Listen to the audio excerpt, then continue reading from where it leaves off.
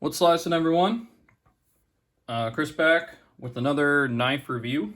Here we got our monthly knife club. What do they call this? The Model 61123 Wharncliffe folding knife. This is the knife that I received this month, and I have received this knife before from the subscription, but we'll get to that in a minute. Before we get into the review of the knife, here's kind of some overall information. I did find it for this price and higher. I did not see a price that was lower than this, so it is, true to its word. So after shipping, you're saving about $4-ish. But hey, that's something. It is 440 stainless. I'm guessing that means 440A, which is definitely not going to help the knife in this review. It is built in America, though, so that is going to help the knife in this review. But let's get on into it. So when it came, it was a tad bit stiff, and I messed with the pivot for a little bit. For some reason, it has what I call a double pivot, which is insanely annoying, where it has two screws. I don't understand the insane purpose of this. Come on, guys. It's, what is the point? Have one. What is the point of having two? It makes it such a pain to do things to the knife. And that's definitely a negative going for it. The other thing I was really confused about, it says it's made in America, but man, I don't know about you guys, but that looks very similar to a lot of clips we see come out in China. It's not exactly the same. It doesn't have like the little curve or anything. It is deep carry. Backspacer kind of comes out a little bit, but so I guess before we get any further into it, let's show you how big it is. I'd say this is that average EDC size, because here's a Penguin. And the Penguin, in my opinion, is the right smack down regular EDC size of a knife, and the Elementum is going to be right there with the same. This is the what I refer to as the average EDC size, because as you can see, some of the most popular knives on the market, meaning the Penguin and the Elementum, are this exact size. And, well, clearly that's that was their intent with this, because here is also the Rat, which is also that standard EDC size. And then let's go ahead and bring out the Blur, which is not going to be a standard EDC size. It's going to be a little bit larger. I consider the Blur to be what I would call a full-size knife, where these are just average EDC sized folders. And I think the average ones are the best to carry for everyday EDC. I think their size is correct. I really like the size of the Elementum and the Penguin. They definitely are where they should be. But we're not talking about those today. Today we are talking about this knife right here. So the handle is aluminum with a G10 red backspacer, which I thought was pretty cool. I think another thing they could have done is they could have made some other stuff red. Like, why didn't they? If they're going to make the back red, you know how cool it would be if the screws would have been red and stuff? Like, it can be done, guys. It can be. Especially when you're just using stainless steel, you can make the screws red. I think that would have been cool. Now, granted, it is made in America, and a $6 knife made in the USA is not, it's going to have some cheapness. It's going to have some flaws. It's going to have to. And it is done fairly well. Like, it wasn't that smooth right out of the box. I did tamper with it a little bit and make it smooth. Because, any knife guy watching the channel, that's just what we do. We get a new knife, we got to make it. We got to make it as smooth as possible. other knife people out there will know 100% what I'm talking about. We like our knives to be fun to use, essentially, and be more than just something we, break down boxes with and stuff like that. We want our knives to be fun.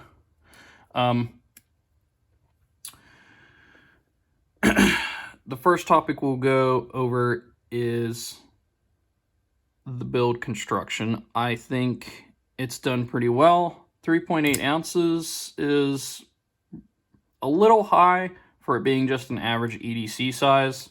Even though they did, not only did they attempt to make it look kind of neat, but this reduces weight by making cutouts in the frame like this. They pretty much did as much cutting out as they could. As you can see, they did it to both sides. It is a frame lock, and the frame lock is at a very good spot where you can easily put your fingers above it, not interfere with the opening, and it opens very smooth. Now, I thought it was weird. The card says that this is an assisted knife, but I didn't take it apart. But I've had plenty of assisted knives over the years. Like, here's this Rough Rider here. It's assisted, okay? Let me barely... Yeah, that's the spring. That's not me. That was all the spring. And to shut it, you see how it's easier to move up here. Well, to shut it here, you really got to give it some force, and then you hear it kind of snap into place. This doesn't do that, okay? This, I can fail this. See that? I failed it. And you can't really, yeah, see that? If I really try to be really gentle, I can fail this. And, you can't really fail assisted knives. My Blur is also assisted. Right when that spring kicks in, it's going to come out. And you can't really fail it. Unless something's blocking the blade from opening, you cannot really fail assisted knives. They're essentially almost automatic. So I think they got that wrong on the card. I do not think this is an assisted knife. It is definitely riding on bearings. I definitely feel them, and you can even kind of see it on the camera. Even you can just kind of tell when knives are on bearings. Because of how smooth the knife is and how drop shutty it is. Now, again, it was not that drop shutty when I opened it. I turned it into that. Like I said, I do have problems with the double pivot here. It's just a pain, guys. Don't do that. Come on. All any knife makers ever listening out there that are making production knives, there is absolutely no reason to do this. It's just a pain. And please stop doing it. Yeah. The clip is a deep carry clip.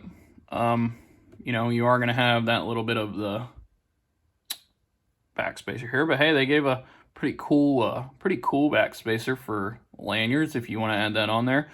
The clip, it does its job. It's a good stainless steel clip. It has ramp. It's not sharp or pokey. It will go in and out of your pocket fairly smoothly, though I do think this backspacer is a little catchy, and I think it's gonna get you sometimes in your pocket, but that's just my opinion. I do like Wharncliffe blades. They are generally the most practical to use, though I'm not sure about this curved Wharncliffe. A lot of the reason people like Wharncliffes is their easiness to sharpen. Most Wharncliffe blades are straight like this, and they curve theirs. And a lot of people are good with their sharpening and good with, they can handle curved edges, but a lot of people just don't want to.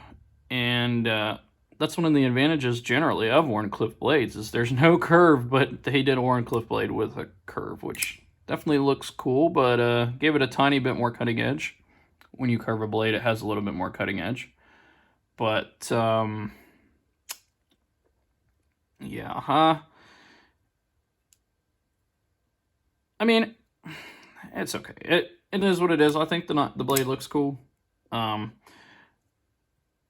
since they're going to use 440A, the amount of times you're going to have to sharpen this blade, they definitely should. They definitely should have just kept it flat. 440A. 440A is probably about the worst steel out there. It's one of the worst. And M-Techs basically come with steel equivalent of that. Pretty sure these Rough Riders come with 440A.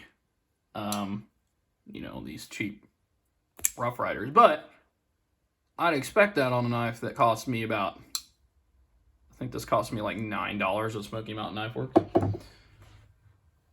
This here's costing $45. And, you know, let's just go ahead and bring that Rough Rider out, because we're going to compare these two knives. Yeah, I need to mess with that pivot. That detent's way too strong. But I don't usually care on knives that are this cheap to mess with them too much. What is the difference in these knives here? Is what we're going to look at. I mean, you got 440A on the blades. I'm pretty sure this is 440A. If it's not, I mean, 440A is pretty much one of the lowest steels, so it's going to be equivalent. You know, you got some cool different works finishes going on the Rough Rider. You got some cutouts and stuff going on. Okay. You know, the Rough Rider doesn't have a back spacer. They're probably about the same weight. Rough Rider might be a little bit heavier, but it's also bigger. You know, they got that. Rough Rider's got that standard crappy Chinese pocket clip on there. But it is also frame lock. It is assisted. It is, we'll just say it's $10. Okay. Now, is the experience using the knife more fun on the bare edge? It is, unless I can get them thumb studs working. It definitely is. If I mess around with the pivot here on this $10 knife and the thumb studs start working, though, I'd say you're going to have a lot more fun with the Rough Rider, just because you can, you know, thumb, flick it, reverse, flick it, and all that. Can't do that on the bare edge. Other than that, really what this is boiling down to is the Made in USA. And, you know, we're going to charge, you know, let's just say $30 more for it to be built in America. Is that right? Probably. You know, that's probably right where it should be. So I guess in price wise, it is right where it should be, even with the crappy steel. I definitely wish they would have at least went with like D2 or something. But, you know, I would say $45 is about where this knife should be.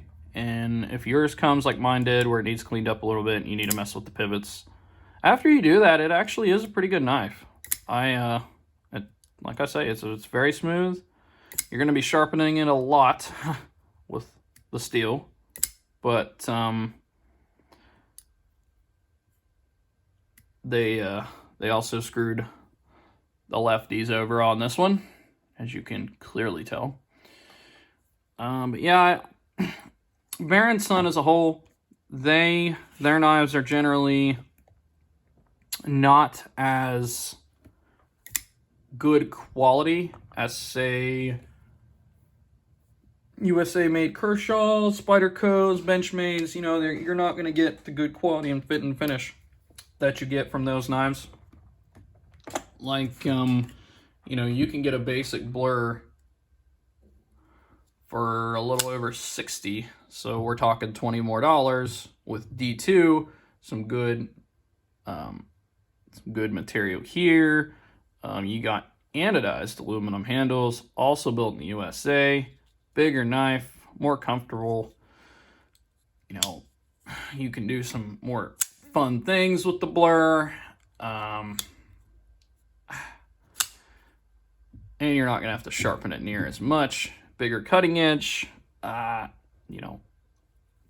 At this price point, we're talking about a Kershaw Leek, which I don't have in my collection currently. If I did, I'd get that out. And the Leek is a smaller knife, but it's going to have better blade steel.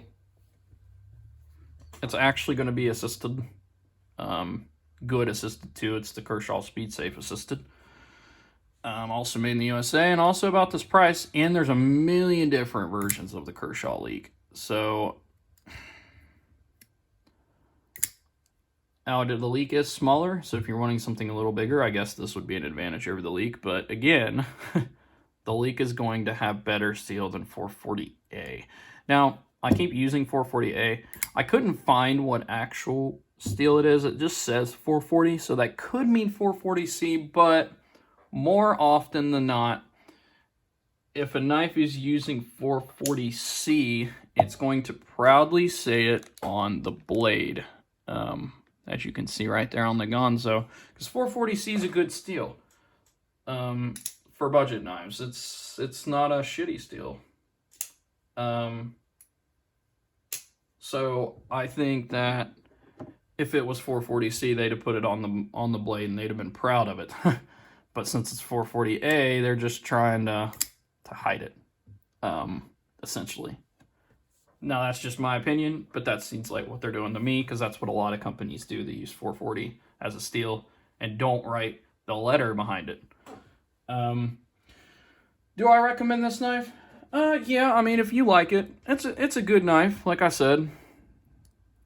The value's probably there for if it's actually fully made in the USA, which from my research, it seems like it is. It says built in the USA, so maybe that means some of their parts come from overseas, which that is the likely scenario here. And if that's the case, then it is not worth its price. If it's just built here, but it's manufactured somewhere else, or some of it's manufactured somewhere else, then it's not worth it. But if it is actually fully made in America, then, you know, then it's definitely worth it. But you can kind of have your own personal thoughts on that. Because there is a difference when something says made in the USA and built in the USA. So, you know, it is what it is. So I guess the final thoughts on this one is, it's kind of up in the air if it's worth it. That kind of depends on where it was built. But it is a pretty good knife. It's definitely very smooth. It carries well as long as you're okay with only carrying right hand. I'm not really finding any insane negatives, but I'm not finding any insane wow factors either. So it's just kind of an average meh knife. And you kind of just get it if you like it. But that will do it for today's video, guys. If you could, like and subscribe. I always do at least one video a week unless something crazy happens like I'm on vacation. Sometimes I get 2 uploaded a week. But that'll be it for today, and I'll see you guys in the next video.